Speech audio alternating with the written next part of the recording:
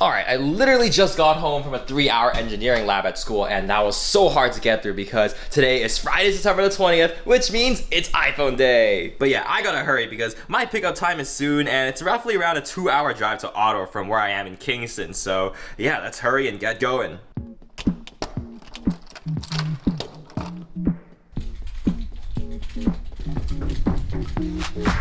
You got me going into overdrive.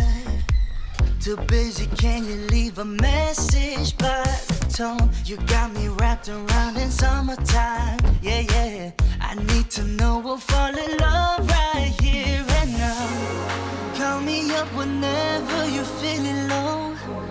Stimulate your mind, we can take it slow. You got me going crazy now. Falling into you, 'cause you're on my mind. Jump, jump on it. Put 'em up, come and show me. I guess we'll never know. Alright, oh my god, I've literally made it, and I'm like 10 minutes late to the Apple store for my pickup. Well, I mean, it says 4 to 4:15 and it's like 4:12 right now. So I'm technically not super late, but yeah, hopefully we should be able to get in without an issue. Put 'em up, no second thoughts, just let me change your mind.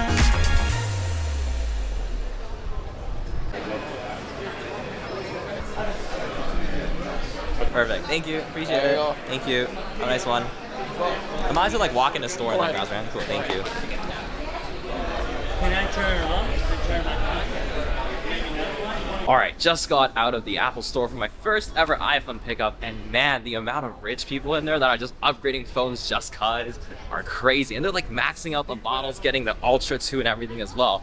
But yeah, I'm also like walking around and hearing a lot of people in the mall clowning us. I actually just got clowned because a couple of girls were like, look at these wild people getting iPhones. But yeah, whatever, let's just get back to the car and unbox this thing. Okay, first of all, I have to point this out. These stickers are not straight. Like, what the hell? They're crooked on the box, so that's kind of weird. Never seen that before.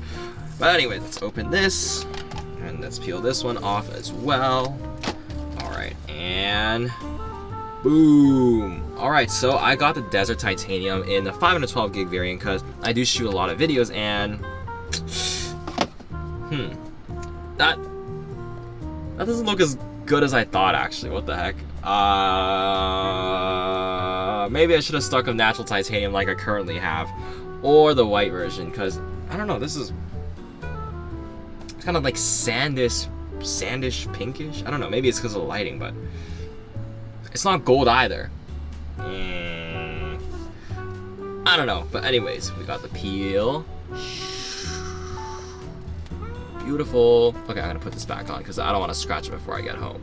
But it does feel actually bigger in the hand, so that's pretty interesting. And oh, actually, it is definitely a bigger phone. What the heck?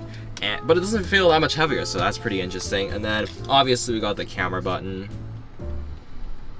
Cool. It's like an actual button that presses down. That's gonna be fun to play with.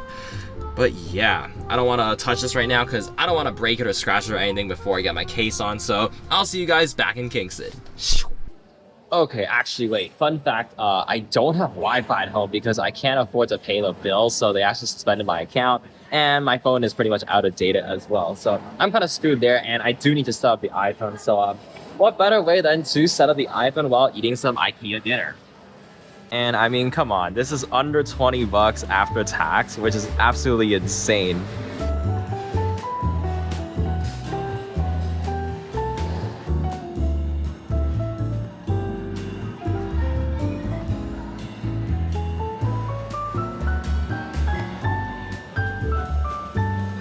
Okay, bye for reals. Alright, I've made it back to the studio, and first things first, I gotta put on a screen protector and a case because there's no way I'm rocking this brand new phone naked. And recently, I've been absolutely loving this stuff from Toras, who are also sponsoring this video. First of all, this screen protector called the Glasgow X is by far the simplest and most reliable one that I've come across so far. All you need to do is snap on the installation frame for the phone, and then pull a tab that applies the adhesive and removes all the dust you missed. Then just squeegee out any remaining bubbles, and boom, a perfect installation every time. this screen protector has the same super narrow borders as the bezels on the phone, and it doesn't mess with the quality of the display. And of course, it'll be awesome for protecting your screen from scratches and drops. And to pair along with that, you're gonna want their O-stand 360-degree spin cases, which are absolutely genius, as they combine a phone case, MagSafe magnets, a phone ring, and kickstand all in one. Toras really pioneered the magnetic ring phone case, and it has a super well-built metal ring attached to the case to both help you hold the phone while taking photos, while also replacing any sort of phone stand for scenarios like watching TV shows during a lunch break, following workout videos in the gym, and even using it to prop the phone up to shoot some videos. Not to mention, the ring itself is so fun to play with since the rotation is super smooth while having 90-degree hard stops, so you can place the phone in any orientation. The magnets are also super strong, so you can put it on a car mount without worrying, and connect MagSafe power banks like this amazing super thin one from Toras. Best of all, there's so many designs you can choose from, such as the beautiful looking solid back cases, which is super smooth unlike silicone cases, and the frosted translucent back panel cases, which I really love. I got the desert titanium color this time around, so the dune colored cases match my phone perfectly. Definitely check out both the phone cases and the screen protector down in the description and pinned comment below, and thank you so much Toras for sponsoring this video. Alright, I'm back in the studio now where I just spent the weekend with this brand new iPhone 16 Pro Max, and I don't know what to say, but I just feel like it's full of empty promises, and I'm not gonna lie, I'm kinda disappointed. First things first, initial impressions with this iPhone is that it's gigantic. On paper, it's only a small increase in width and height, but it actually feels really big in the hand, especially with the case. I mean, the screen is now 6.9 inches, which is great for watching content and capturing photos, so I can't complain too much, especially when the bezels are so nice to look at now that Apple has reduced them even further.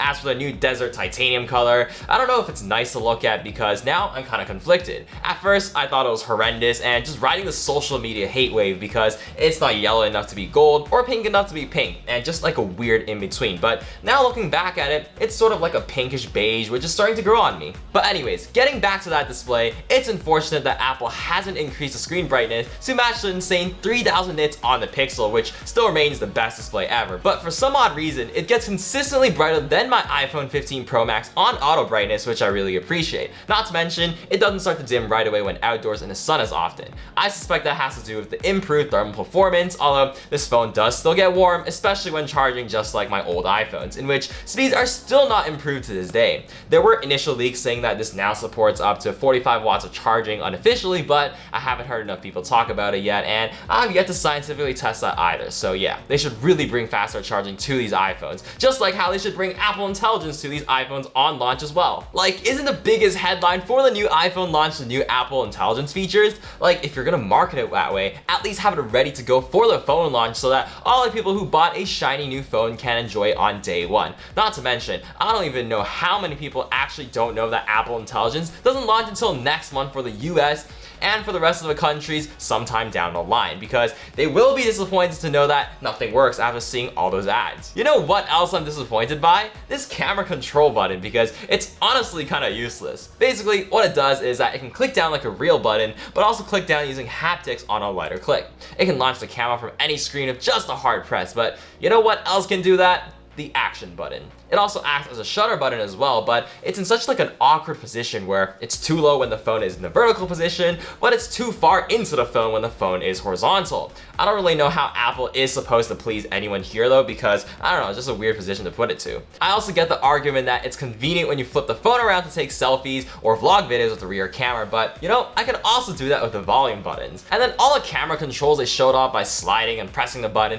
is kind of useless too, because it's so slow and finicky to use. Not to mention, it's kind of easier to just, you know, tap the screen for things like zooming in and out. I don't know, it's kind of a miss for me right now until I can properly spend an extended period of time with this phone. But, you know, funny enough, there's still a missing feature that's supposed to come some unknown time in the future, and that's a two-stage shutter control, meaning half press to lock focus and a full press to take the photo. Still though, that's useful, especially when you can just tap on the screen on what you want to focus. And as for the actual photos you take, it's like a 50-50 for me, and I haven't spent enough time to yet have a good verdict. There's a new ultra-wide sensor, which is supposed to be much better, but I've been comparing it to the 15 Pro Max directly, and I kind of struggle to see much of a difference. You'd think there'd be a lot more detail when you zoom into the shot, but it's nearly the same, and the Pixel easily trumps these phones in terms of detail when you pixel peep. And regardless of what type of lighting scenario I use them in, the only difference is the lifted shadows on the 16 Pro Max thanks to the new processing. But that just introduces more noise, and I actually kind of prefer the contrast on the 15 series. Same thing for video. They basically have the same amount of detail, so yeah,